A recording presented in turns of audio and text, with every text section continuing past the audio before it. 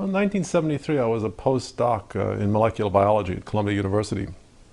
And it was a time really of a lot of intense discussion. I had a lot of friends who were postdocs. Subjects came up naturally. And I just happened to come across a copy of the Wistar Symposium that was held in 1966 in Philadelphia. It's a collection of essays about Darwinian theory. And I read Murray Eden's article, a critical article about Darwinian theory, and Marcel Schutzenberger's critical argument about Darwinian theory. And I started talking about it with the other postdoctoral fellows, people who were working in the laboratory at the time. And I discovered, somewhat to my own surprise, that the arguments, which seemed so very credible, very important, went virtually unanswered among the biologists that I knew, who tended to dismiss the arguments in a way that suggested that they hadn't really understood them, and if they had understood them, were not prepared to respond to them. And that was the beginning of my skepticism about Darwinian theory. When I spent a year in Paris working with Schutzenberger, of course, both of us enriched each other's opinions. Schutzenberger had been a long-standing critic within the French biological establishment of Darwinian theory. And what he had to say reinforced what I had to say, what I had to say reinforced what he had to say. Later I talked with Murray Eden. There were a group of us who were similarly skeptical. I must say in the 70s, in the late 60s and in the 70s, there was a much more intensive degree of opposition to Darwinian theory, a much greater willingness to examine Darwinian orthodoxies. The great counter-reformation took place in the 1980s and the 1990s. So when I started work, or when I started thinking about these issues, Schutzenberger and I wanted to write a book together on this.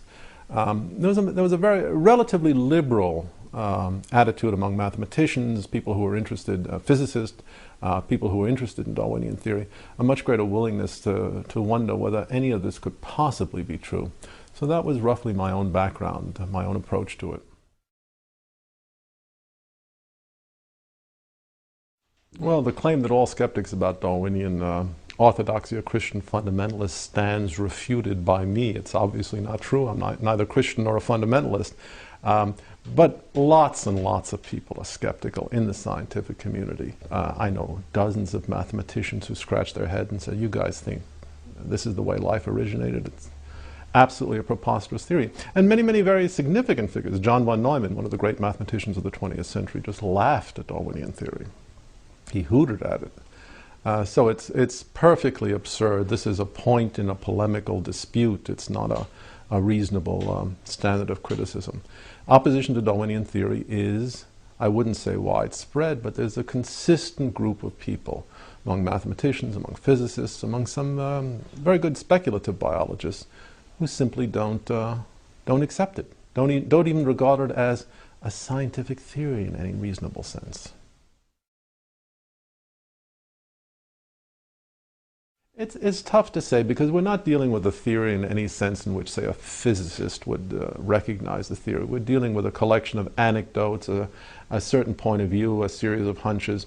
I would say that the most outstanding, the salient points are, first of all, the fossil record, which is simply mystifying. We can't make much sense of the fossil record. It does not sustain any kind of Darwinian prediction that can be intelligently derived from Darwinian theory, and it doesn't seem to sustain anything else as far as I can see. It's a perfectly mystifying record. That's one obvious point. I'm not talking just about the Cambrian explosion, I'm talking about everything that doesn't make a whole lot of sense in the fossil record.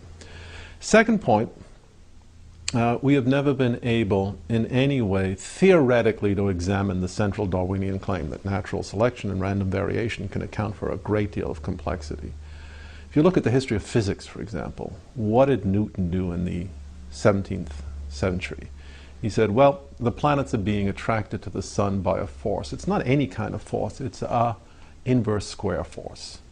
And then he went and showed that if you make that assumption, the result will be an orbit that conforms exactly to the observed orbit, say, of the Earth or of Mars. It will be a conic section. And then he proved the converse, that if it's a conic section, the planets must be attracted to a central source by an inverse square law.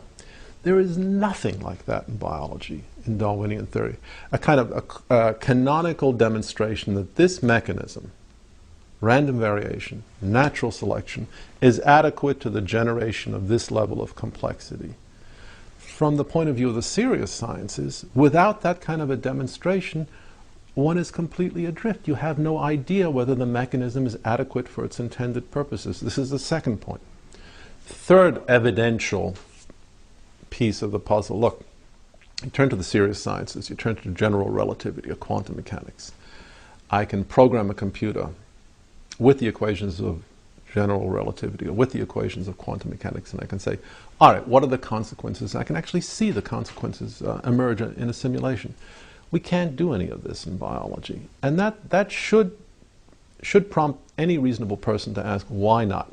If this is such a simple mechanism, which can easily be programmed on a computer, how come we can't set up a computer and create something of biological-like complexity? How come we cannot see the unfolding of an evolutionary process the way we can see the unfolding of an evolutionary process in physics? This is a very serious question. I've looked at all the genetic algorithms. I'm trying to write a genetic algorithm myself. And the sheer fact is, without a tremendous amount of very special manipulation and ad hoc constraints, the computer is not going to generate anything realistic if it uses Darwinian mechanisms, and it will generate something realistic only if it doesn't use Darwinian mechanisms. This is an important point. 50 years after the computer revolution began, we have a splendid tool for assessing the intelligibility and viability of Darwinian theory. And everything that we know, I think this is the uniform experience of anyone working in genetic algorithms, indicates these mechanisms will not work. They will not work for their intended purposes. And finally, there's the utter absence of laboratory evidence. I mean, random variation, natural selection, we should be able to start manipulating organisms. When we look at dogs, no matter how far back we go, it's dogs. When we look at bacteria, no matter what we do, they stay bugs. They don't change in their fundamental nature. There seems to be some sort of an inherent species limitation, and we have no good explanation for this in terms of Darwinian theory.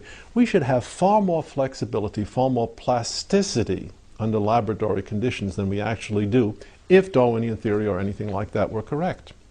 What we see in nature, what we see in the laboratory, is very highly bounded variation, cyclic variation, as for example finch beaks in the Galapagos Island. That's about all we see. Small variations. Why is that if Darwinian theory is correct?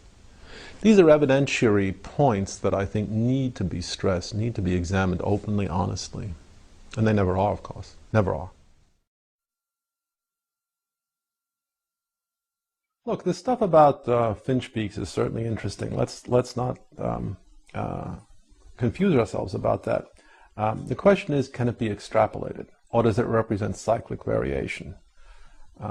I can say, here's an account of how the eagle flies. Look, I get up, I jump in the air, I flap my hands a couple of times, and I land a few feet from where I started. Thus the origin of flight.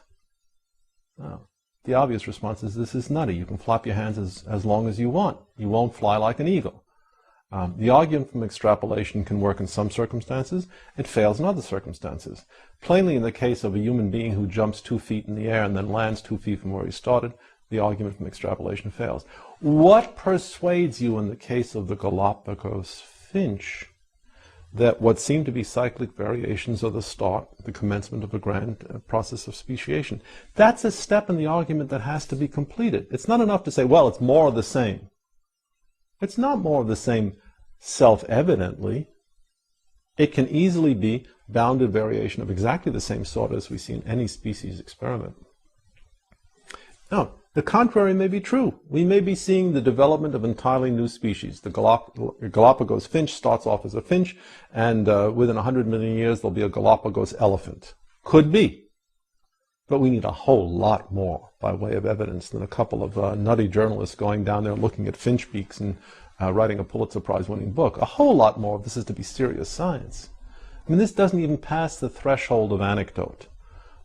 Finch beaks change in size. Yeah, they do. They change in shape too. It seems to be correlated with seasons. It seems to be a regress back toward the mean when the seasons change again. If this is the part of a spectacular evolutionary extrapolation, let's have additional reasons for thinking that. Otherwise, we're not even talking about a scientific hypothesis. The interesting argument about the whale, which is a mammal after all, It belongs to the same group of organisms as a dog, a human being, a chimpanzee, or a tiger. The interesting argument about a whale is that if its origins were land-based originally, then we have some crude way of assessing quantitatively, not qualitatively, but quantitatively, the scope of the project of transformation. The project is very simple. Let's put it in vividly accessible terms. You've got a cow. You want to teach it how to live all of its life in the open ocean, still retaining its air-breathing characteristics. What do you have to do from an engineering point of view to change the cow into a whale? This is crude, but it gives you the essential idea. Now, if the same question were raised with respect to a car, and you ask what would it take to change a car into a submarine, we would understand immediately it would take a great many changes. The project is a massive engineering project of redesign and adaptation. Well, the same question occurs with respect to that proverbial cow.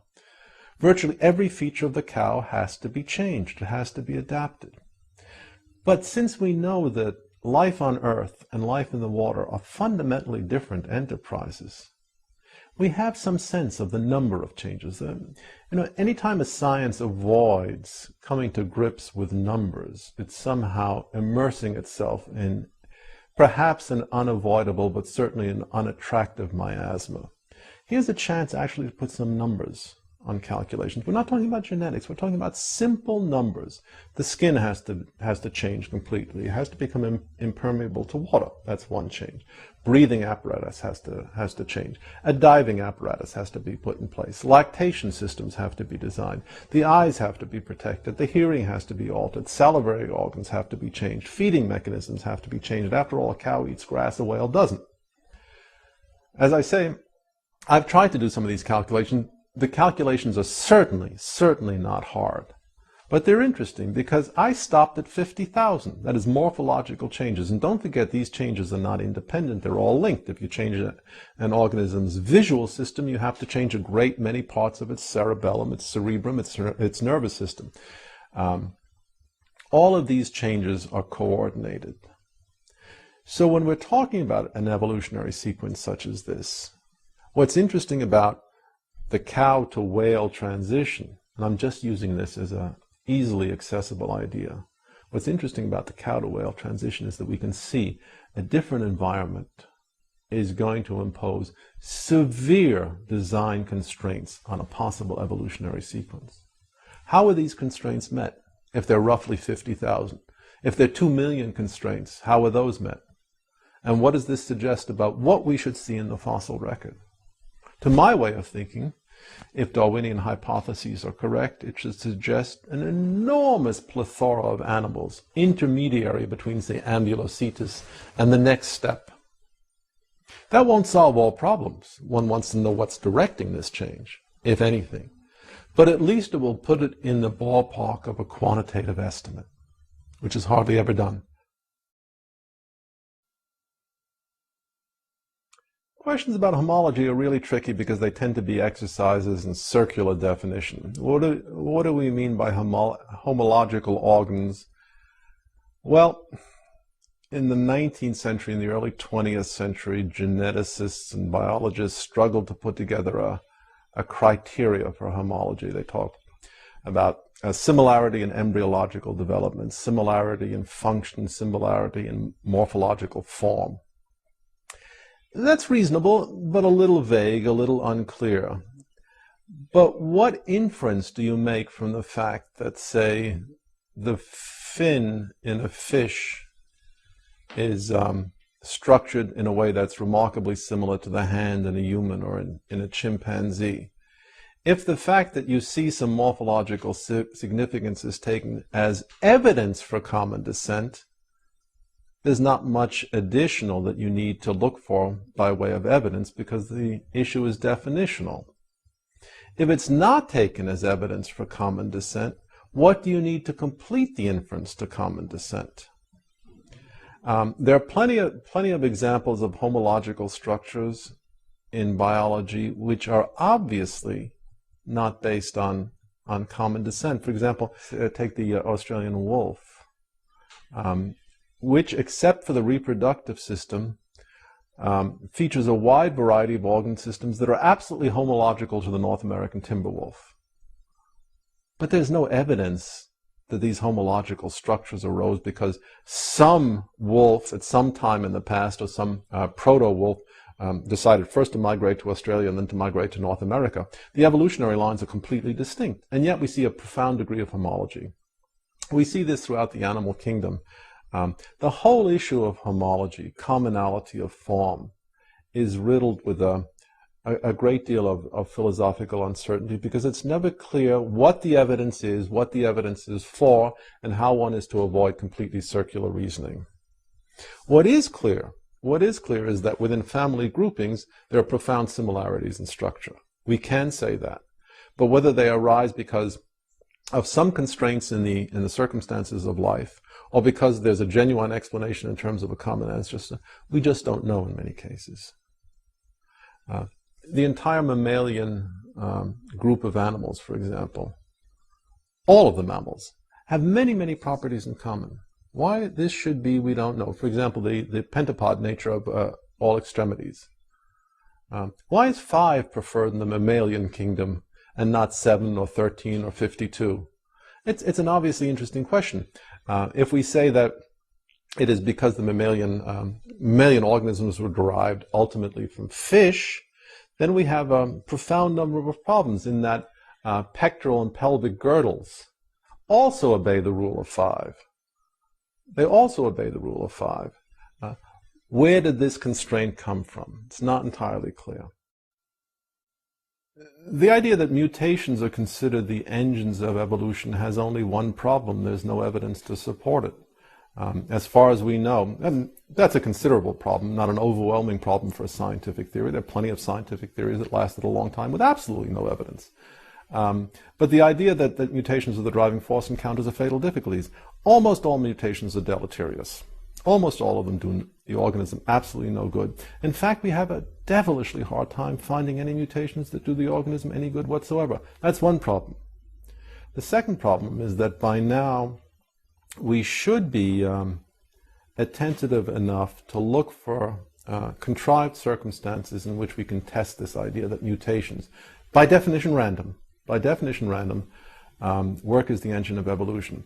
What we have are a variety of lifelike systems, books, for example, or computer codes. And what we know is that unless we do a lot of careful stage management, arbitrary events in either books or computer codes tend to screw the code of the book up irreparably. Now there's a large question here. If I take a copy of Windows 2000 XP and I start introducing random changes, within a very short while the code will crash. The whole system will be useless. Why exactly is this not happening in living systems? I don't want a lot of hand-waving in response. I want a precise quantitative answer. Living systems don't experience catastrophic failure under random mutations because. And if you know, tell me. I'll take your call day or night. Let's look at the thing this way. What does the Darwinian theory say? What is the Darwinian anecdote? There are arbitrary changes, meaning the changes are perfectly random. We have no idea when they will occur, and they're not linked to changes that have occurred. And after the changes have occurred, there's a deterministic process which culls out those changes that are valuable and saves those changes which are not, and extrudes those changes which are not. So the process is both one of sheer dumb luck, finding the right changes, and something that is not quite a matter of luck, that is quite deterministic, that is saving the valuable changes.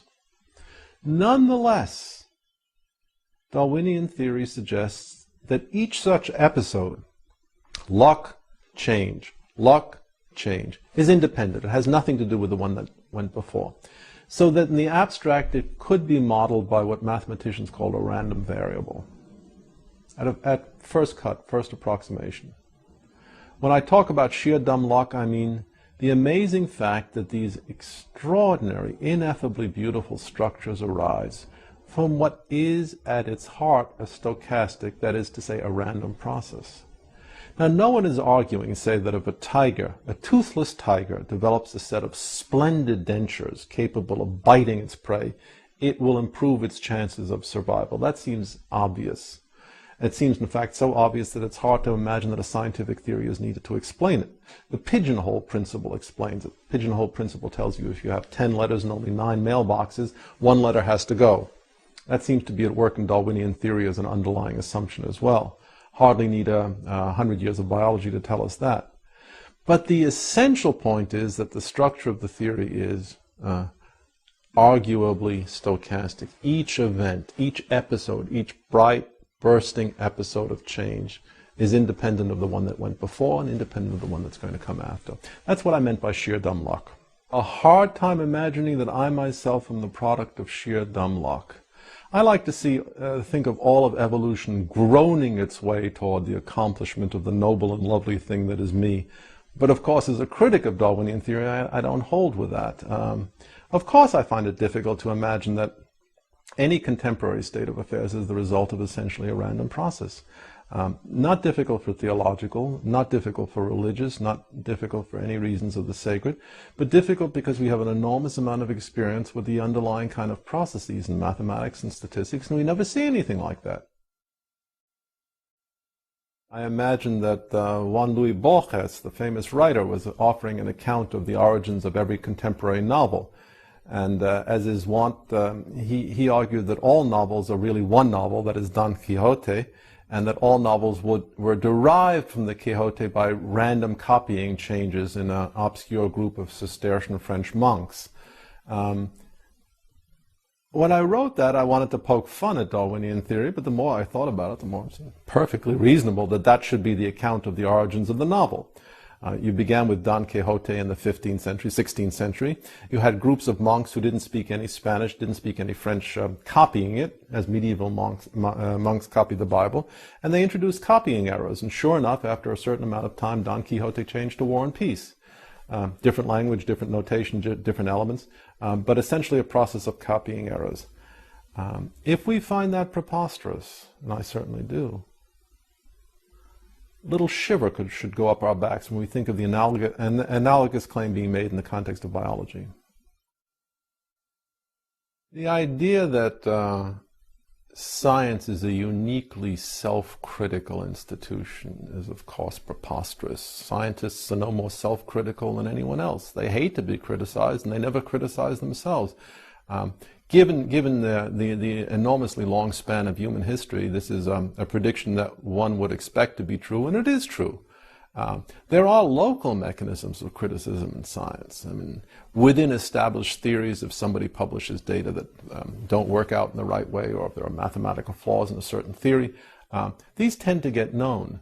But large global criticisms of the scientific enterprise are very, very difficult to find, and certainly are not being promulgated by the scientists themselves with any great ebullience or enthusiasm. Look, these people are only human. They hate criticism. Me too. Me too. It's not a surprise. The idea that scientists are absolutely eager to be beaten up, that's one of the myths put out by the scientists, and it works splendidly so that they can avoid criticism. If somebody's got a lot of money at stake, a lot of research money, the words, I don't have a clue, are guaranteed to end his or her funding. If someone is relatively free to say exactly what they feel like saying, yeah, there are people who say, we really don't know. We're really in the dark about this. So a lot of it depends on the institutional constraints of science itself. We're asking for standards of behavior that it would be wonderful to expect, but that no serious man actually does expect. 100 years of fraudulent drawings suggesting embryological affinities that don't exist. That's just what I would expect if biologists were struggling to maintain a position of power in a secular democratic society. Let's be reasonable. We're all sophisticated men and women here. I mean, the popular myth of science is a uniquely self-critical institution, and scientists as men who would rather be consumed at the stake rather than fudge their data. I mean, that's okay for a PBS special, But that's not the real world. That's not what's taking place. I mean, people fudge the data whenever they can get away with it. And they will commit themselves to fraudulent drawing just so long as they're convinced that no one's looking over their shoulder. And it's unrealistic, unsophisticated, and unwise to expect people to do anything other than that. Think of your last traffic ticket. Yeah, you bet, officer. I was doing 98 miles per hour in a 30-mile-an-hour school zone. When was the last time you told the cop that? And yet we expect a biologist to say exactly the same thing about drawings which have been his stock in trade for the last 100 years. The much more relevant question is how is it that we live in a society where the point of view, the splendidly cynical point of view I'm adumbrating right now is not common wisdom, and we don't look more closely at what these people say?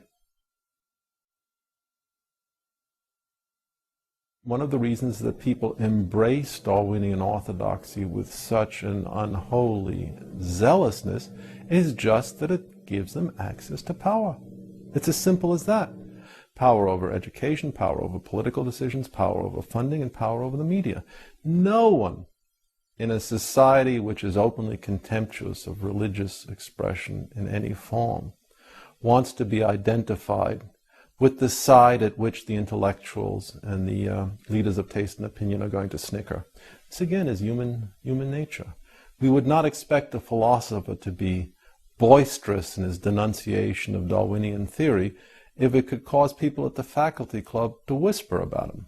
And that's exactly what we find. Tremendous amount of pressure in this society or any other to conform to socially accepted beliefs, strategies of evidence appraisal and the like. Well, the idea that the scientific enterprise is governed by a majority of opinion, it's not entirely a foolish idea. I mean, we can't get rid of it completely and say that the truth is so unassailable that it can be discovered by one individual, inevitably running against the tide of every other individual. There has to be some consensus on some points of view of science. And to suggest that the fact that so many biologists are willing publicly to endorse Darwinian theory is of no account is foolish. To a certain extent, I do agree with that. It is important to present within an educational establishment what is the standard, the mainstream, the canonical view. There's no question about that.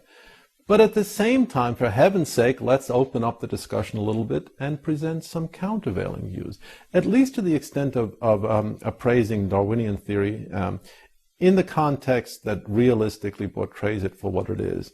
A kind of amusing 19th century collection of anecdotes that is utterly unlike anything we see in the serious sciences. That would be my favorite position. Yeah, biologists do agree that this is the correct theory for the origin and diversification of life, but here are some points you should consider as well. 1, the theory doesn't have any substance. 2, it's preposterous. 3, it's not supported by the evidence. And 4, the fact that the biologists are uniformly in agreement about this issue could as well be explained by some solid Marxist interpretation of their economic interests. That would satisfy me. It's not asking for much, is it?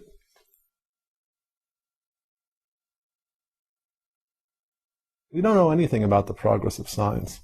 As far as we can tell, it depends on unique, unrepeatable events, the confluence of genius and inspiration. And in between those unique and unrepeatable events, there's a lot of patient work of accumulation of data, facts, theory, testing, assessment. It's not even clear that science is progressing.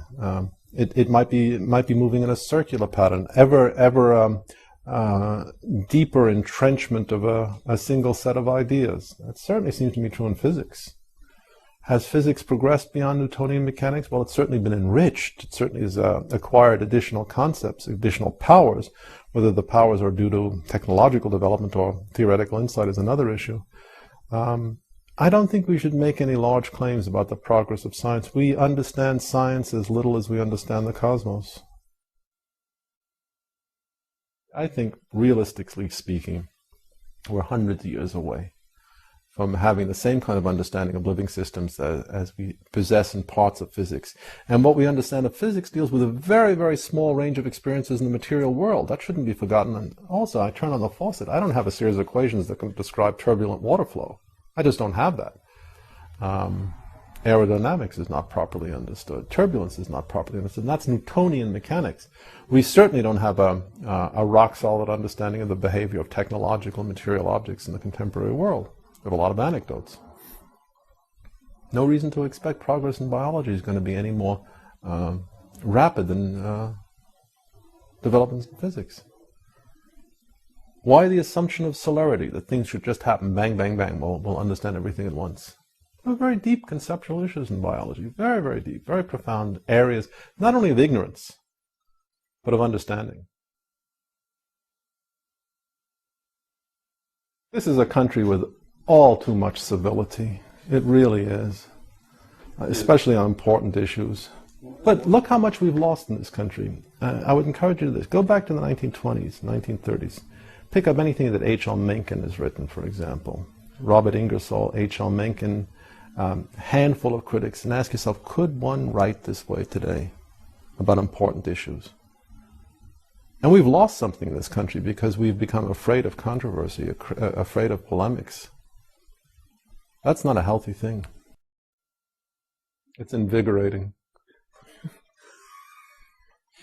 The question whether name-calling is evidence of an imaginative paucity is hardly a fair question to put to me. I mean, because I revel in the name-calling, and when I don't have an argument, I tend to abuse my opponents just as easily as they tend to abuse me.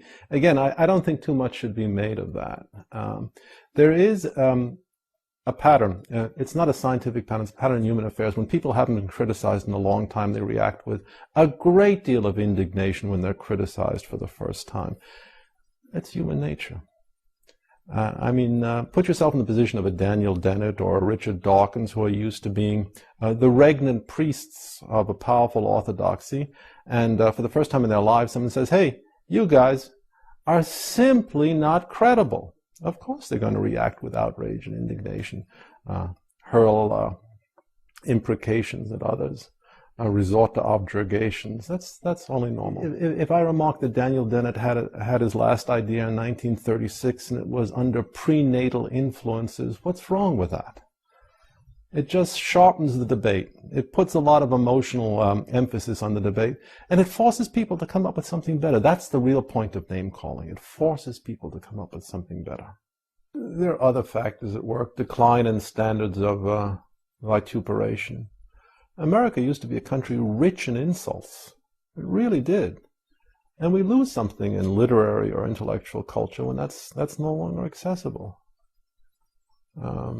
You get a guy like Daniel Dennett, whose greatest intellectual achievement was growing that stupid beard of his, masquerading as a scientific expert on Darwinian theory, staring at the camera, and no one is dousing him with a bucket of water. It's incredible to me. Richard Dawkins is accepted as a great intellect, and a fine prose stylist, too. The guy writes, his prose resembles a string of sponges strung together on a wash line. Should be said. Should be said. This isn't a question of hatred. It's the question of the effective expression of indignation. There's no reason a democratic society has to be afraid of that. Go after the guys.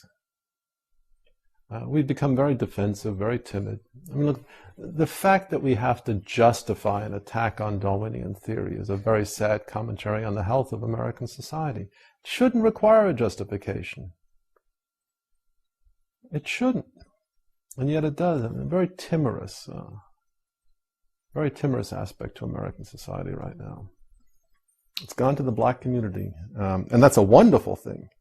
But no community in America has mastery of the contemporary language of invective, insult, argot as the black community does.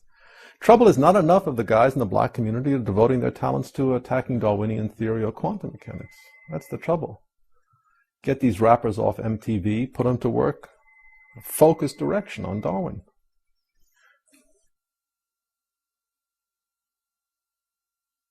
Somebody's going to get discouraged in high school because he's dealing with a muttonhead as a high school biology teacher. He better not go into science at all. It really is a tough field. There's a lot of abuse. It's a very difficult enterprise. And you shouldn't be discouraged easily. The only thing you should take from your experience is the standing refutation of the doctrine of the survival of the fittest that every high school instructor in biology provides. You know, every education is experienced not only because of your teachers, but in spite of your teachers. I mean, I remember myself as a high school student, dumb as a post, completely inarticulate, incapable of reading, certainly incapable of writing. And I rather suspect my experience is pretty general. I mean, not many people are enthusiastic about contemporary high school students. That's one point. It's a factual point, whether they are or are not capable. But certainly in a democratic society, the idea that the high school has to be a kind of an enlarged locker room where only the coach's pep talk is considered reasonable, that should be repugnant. That's not really how we want an educational establishment to be run, is it? Let's give high school students the benefit of the doubt. Let's say that they're a whole lot more intelligent, presentable, better dressed, better groomed, smarter, more sophisticated than they give every appearance of being. What's the loss? What do we risk? Just what do we risk if some of the profound, exciting, deeply perplexing, vexing issues of biology are presented honestly?